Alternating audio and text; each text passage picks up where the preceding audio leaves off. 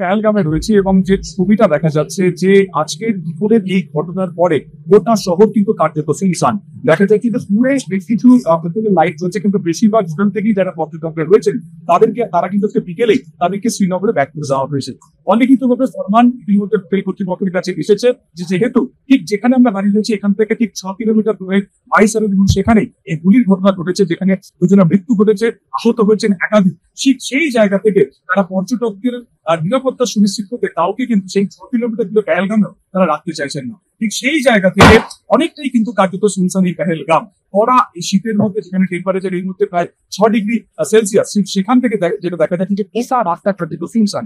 পর্যটকদের ভিড় থাকে এই রাস্তাতে এবং এই একেবারে সারের দোকান থেকে শুরু করে অন্যান্য সমস্ত দোকান থাকে, সমস্ত দোকান কিন্তু কার্যত এখন বন্ধ রয়েছে।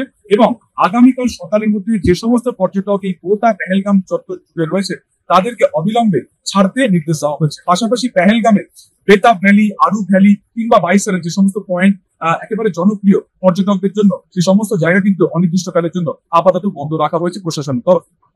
একটা জিনিস সেটা হচ্ছে, আপনার নিশ্চয়ই মনে আছে যে উড়ির ঘটনার পর সার্জিক্যাল স্ট্রাইক হয়েছিল।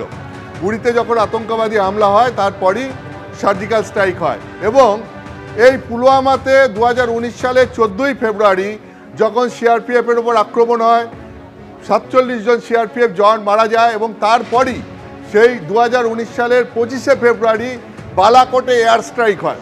এবং এই পরপর যেরকম উড়ির পর যেরকম সার্জিক্যাল স্ট্রাইক, ঠিক পুলওয়ামার পর বালাকোটে এয়ার স্ট্রাইক। ঠিক আপনি কি মনে করছেন এর উত্তর দেওয়ার প্রয়োজন রয়েছে? যেভাবে এই অ্যাটাক হয়েছে পুরো কাশ্মীরকে কাঁপিয়ে দিয়েছে, দেশকে কাঁপিয়ে দিয়েছে, সারা দেশের ভারতবর্ষের পর্যটকদেরকে আজকে এই ঘটনা তাদের মধ্যে আতঙ্কে তৈরি করেছে। এবং আপনাকে জানিয়ে রাখি এই মুহূর্তে যা খবর পাওয়া যাচ্ছে সেটা হচ্ছে যে সমস্ত পর্যটক এই মুহূর্তে রয়েছেন, পুরো পেহেলগাঁওয়ের হোটেলগুলো এই মুহূর্তে পর্যটকে ভর্তি। তো সেই সমস্ত পর্যটকদেরকে আজকে রাতেই যাতে পেহেলগাঁও থেকে নিচে নামিয়ে আনা যায়, সেনাবাহিনী এখন তার প্রস্তুতি নিচ্ছে যাতে যত দ্রুত সম্ভব পেহেলগাঁওকে ফাঁকা করে দেওয়া যায়, পর্যটকদেরকে পেহেলগাঁও থেকে নিরাপদ স্থানে নিয়ে যাওয়া যায়। স্বাভাবিকভাবেই আপনি বুঝতে পারছেন যে এই পুরো ঘটনা একটা আতঙ্ক তৈরি করছে। একই সঙ্গে যারা এই নিরাপত্তার দায়িত্বে ছিলেন কাশ্মীরের, সিআরপিএফ বলুন, আর্মি বলুন, প্রত্যেকের মনোবলেও এটা একটা ধাক্কা দিচ্ছে। তাহলে আপনি কি মনে করছেন যে এর বিরুদ্ধে তাহলে কোনো কঠোর পদক্ষেপের পর ভারত সরকার নিতে যাবে? এর আগের যে ইতিহাস আমরা রয়েছে, যেরকম আমি আপনাকে বলছিলাম যে উড়ির পর সার্জিক্যাল স্ট্রাইক বা পুলওয়ামার পর বালাকোটে এয়ার স্ট্রাইকের মতো, তার কোনো সম্ভাবনা দেখতে পাচ্ছেন?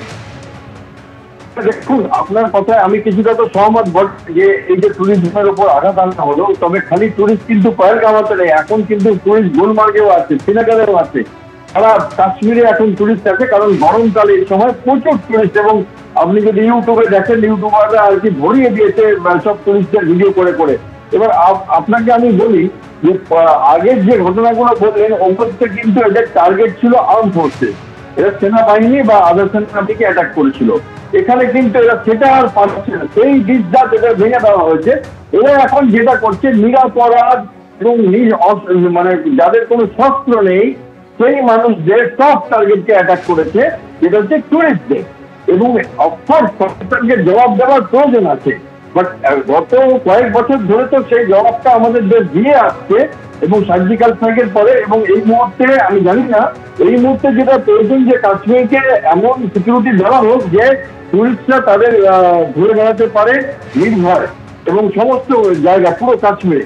এবং তার সাথে পাকিস্তানের বিরুদ্ধে কঠোর পদক্ষেপ নেওয়ার প্রয়োজন আছে, সেটা সার্জিক্যাল স্ট্রাইকই হোক, ইকোনমিক্যালি হোক বা ইন্টারন্যাশনালি হোক, সেটা ভারতের সরকার ডিসাইড করবে। বাট এই মুহূর্তে আমার মনে হয় যে আমি যেটা দেখলাম আপনাদের চ্যানেল থেকেই, কোথাও একটা আমার মনে হচ্ছে সিকিউরিটি ফোর্স একটু কম ছিল। বেশ অনেক ধন্যবাদ দেবাশিস দা।